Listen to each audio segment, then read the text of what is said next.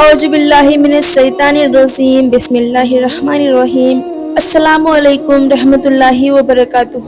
کون ہے حضرت ابراہیم علیہ السلام جن کی یاد میں مسلمان حج اور قربانی کرتے ہیں؟ حضرت ابراہیم علیہ السلام اسلام دھرم کے 1,24,000 پیغمبر میں سے ایک ہیں۔ اسلام دھرم میں ان کو بڑی عزت کی نگاہ سے دیکھا جاتا ہے۔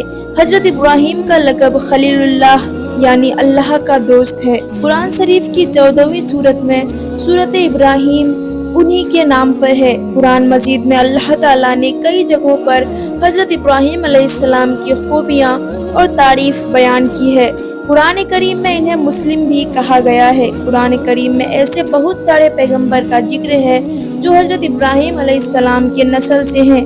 حضرت ابراہیم علیہ السلام کی نسل سے حضرت موسیٰ علیہ السلام، حضرت عیسیٰ علیہ السلام اور حضرت محمد مصطفیٰ صلی اللہ تعالیٰ علیہ وسلم ہے۔ یہی وجہ ہے کہ دنیا میں 3 بڑے دھرم یہودیت، عیسائیت اور اسلام کے ماننے والے انہیں اپنا پیغمبر مانتے ہیں۔ ان تینوں دھرموں کو بھی ابراہیمی دھرم کہا جاتا ہے۔ یہی وجہ ہے کہ تینوں دھرم مول روپ سے ایک سروواد میں وشواس رکھتے ہیں۔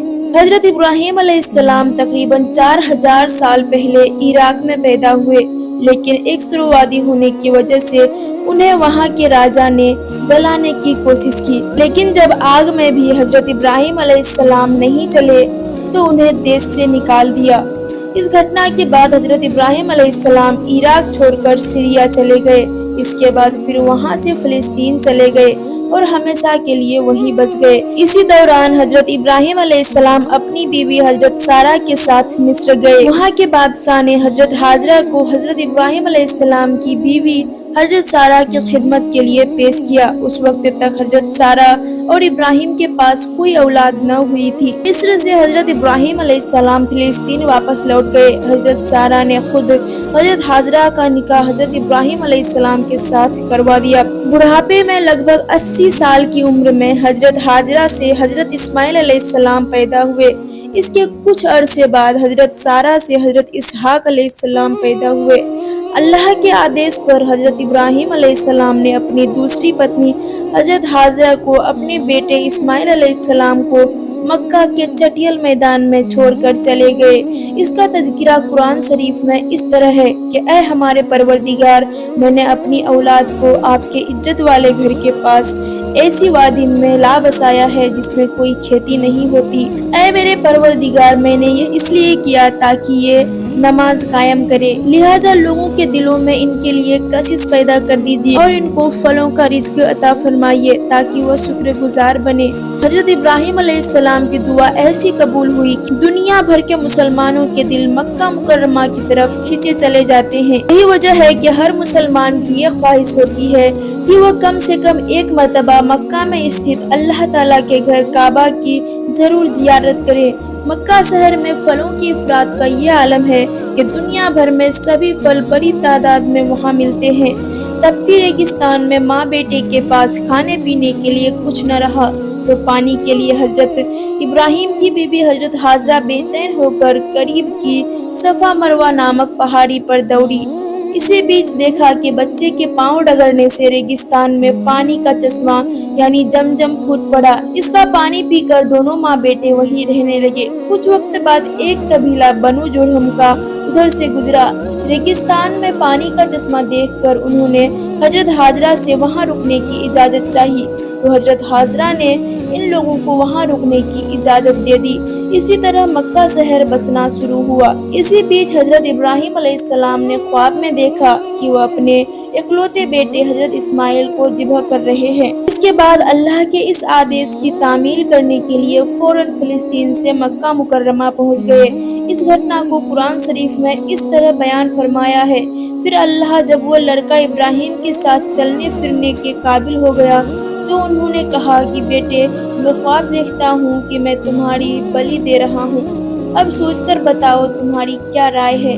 جب باپ نے بیٹے کو بتایا تو اللہ تعالیٰ نے مجھے تمہاری بلی کرنے کا آدیش دیا ہے۔ تو پتا کے آگیاکاری بیٹے اسماعیل علیہ السلام نے جواب دیا، ابا جان، جو کچھ آپ کو آدیش دیا جا رہا ہے اسے کر ڈالیے، انشاءاللہ آپ مجھے تاہ صبر والا پائیں گے۔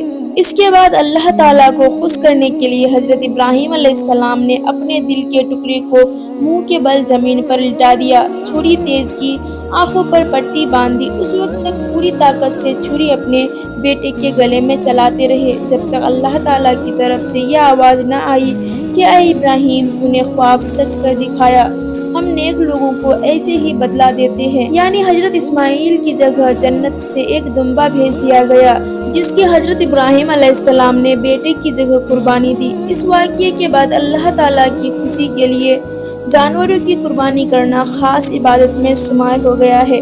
حضرت ابراہیم علیہ السلام اسی دریا دلی کی یاد میں پیغمبر حضرت محمد مصطفیٰ صلی اللہ علیہ وسلم کے ماننے والے ہر سال قربانی دیتے ہیں۔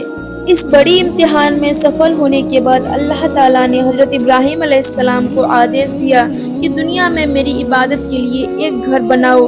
اس کے بعد باپ بیٹے نے مل کر بیت اللہ شریف کی تعمیر کی۔